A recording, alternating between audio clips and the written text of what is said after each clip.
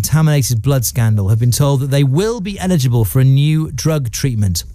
From August, the first patients who were infected with hepatitis will have a legal right to Sovaldi. That treatment can help to stop hepatitis from causing life-threatening liver failure.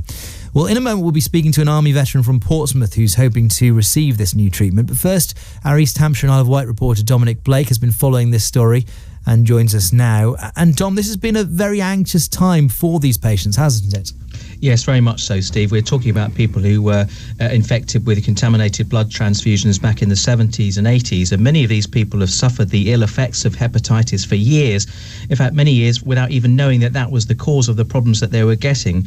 The disease over time can cause cirrhosis and even liver failure, which can lead to death, and it can also leave you more likely to get liver cancer. But there was a breakthrough back in February. NICE agreed to use a new drug called Sovaldi, which can practically eradicate hepatitis, but there was a bit of a delay. The NHS was granted a 6-month period before implementation had to go ahead, and that meant that for that period of time the only people who were getting access to the drug were people in trials or people who were already very dangerously ill. And of course that was more upsetting, more of a delay for the patients that we've been talking about, who were afraid that they'd have to wait until their own condition became life-threatening before they got any help themselves. Right, and that situation's changed just in the last few days. Yes, it has. NHS England and the National Institute for Health and Care Excellence have now reached an agreement on this drug, which costs about £40,000 for a one-off treatment.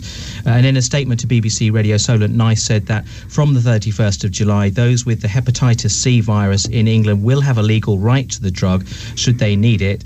And we've also heard from NHS England, and they say the budget for the drug is going to be increased from £40 million to £190 million, meaning that thousands of patients in England with cirrhosis caused by the hepatitis C virus will now be able to access new treatment options to prevent further damage to their livers, and also including the potential of that very dangerous scenario where you get liver failure or even liver cancer, Steve. OK, well, alongside Dom in our Gunwharf Quay studio this morning is Sally Vickers, a 54-year-old Army veteran from Portsmouth who was infected with hepatitis C as a result of a contaminated blood transfusion in 1982. Sally, good morning. Good morning. Before we get on to your reaction to this news, just tell me a little bit about the impact that hepatitis has had on you over the last 33 years.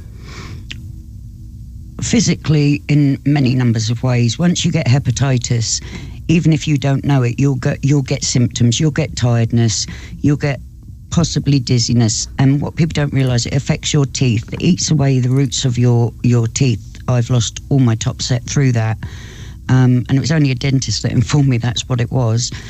You get, have you ever had the only way I can explain it to people, if you've ever had real flu, not a cold flu, times that by 10, that's how we feel on a daily basis. Right, so when you heard that this drug exists, and, you know, bear in mind, it does have a pretty hefty price tag, as Dom touched on there, you must have been hopeful about the impact that it could have on you. Oh, I was told that I would be getting it in January this year with others who had cirrhosis. And then, because we all got called in by our nurses, different hospitals, mine is QA, there's Southampton, there's London, many up north.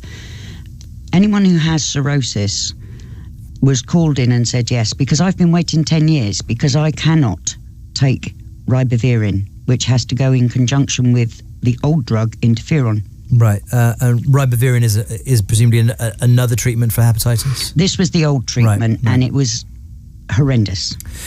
Absolutely horrendous. And I can't take it because I was born with a blood disease called hereditary spherocytosis. So those 5 months then of waiting, having been told in January that you would get it, and now having to wait until now for this sort of 6-month waiting period that NICE were allowed to expire, to put it bluntly, that must have been quite difficult.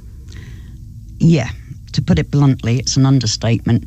We were very angry because first we were told January, then we were told April, and I noticed that was read out when Dominic read it out, you know, they said after April anyone has a legal right, you know, with Hep C. Mm-hmm. Actually, that's wrong.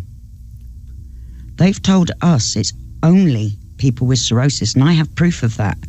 I have the email that was sent to me, that was also sent to the House of Commons, and it states that only people with Hep C because they cannot afford to give it everyone else. Well, this is what I wanted to talk about, because it's a very expensive treatment, and the figures that Don was talking about, so a drug fund of £40 million, it sounds like a lot of money, but when you consider that this treatment for Sovaldi is £40,000, initially they'd only have enough money for 1,000 treatments, which in a population of 70 million people, I'm not saying everyone's got hepatitis C, certainly, but it wouldn't go around. No.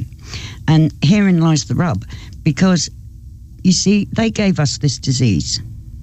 Some knowingly, some unknowingly. Because of the contaminated blood that you received. Yes. Right. Some people got HIV, some people got Hep C. Myself, I got Hep C and STD, and I've been infertile, so I haven't been able to have children, so they refused me a family life because of it. Now, when it comes down to cost, would they rather pay X amount of thousands for each one of us to have a new liver, which is far more expensive, or would they rather pay it now, and possibly with this new treatment it's supposed to virtually eradicate, and I say virtually eradicate because it is not a cure. Basically it suppresses the viral response so low that they can't read it. Anything under 14 they class you as cured, but you're actually not. You still have it in your body. It just lays dormant. Okay. So, £40,000 now, or leave the people alone. Now, don't forget, there's a lot of people who have hepatitis C who have fibrosis, which is the stage before cirrhosis. Now, once they get to cirrhosis, it can then go decompensated, which means you need a liver transplant. Yeah, so it's money best spent now, I think, is cheaper than spending it further down the line. Yes, okay. Because later on down the line, you're looking at however much it cost, what is it, 150, 250,000 for a liver transplant operation. All right, Sally, we're going to have to leave it there. Very good to talk to you this morning. Really interesting story. Sally Vickers there from Portsmouth, one of the many people who will now get access to that drug Don was telling us about, which is called Sovaldi. Anford is from the British Liver Trust and joins us on the phone now. Andrew, good morning to you. Good morning. What's your view on the way that this has been handled?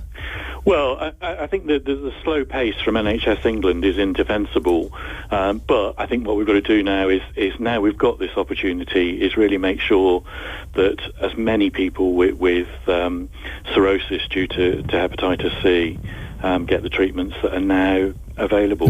Of course. When we were talking to Sally earlier on, she explained something which seems like common sense to me. It was the fact that even though this treatment is expensive at £40,000, the cost of liver transplants is much, much more expensive. How could it have taken so long for these health professionals to figure that out? Well, the health professionals have been very aware of that, and with the development of these new treatments and cures, that it's been convincing NHS England and NICE and the bureaucrats that this is an essential treatment, and as Sally highlights, is very cost effective in the long run. So the situation that we're at now is that the patients have a legal right to get this drug. Some of the patients that we've spoken to still haven't been contacted by their own doctors. Will they actually get this drug now? Is there any chance that between now and August something could go wrong? Hopefully not. I think most importantly that particularly people with cirrhosis will be monitored very closely by their hospital teams. So at their next appointment, this will be discussed with them, and the opportunities for the new treatments will be offered. Okay, really good to talk to you this morning, Andrew. Andrew Lanford from the British Liver Trust there. I think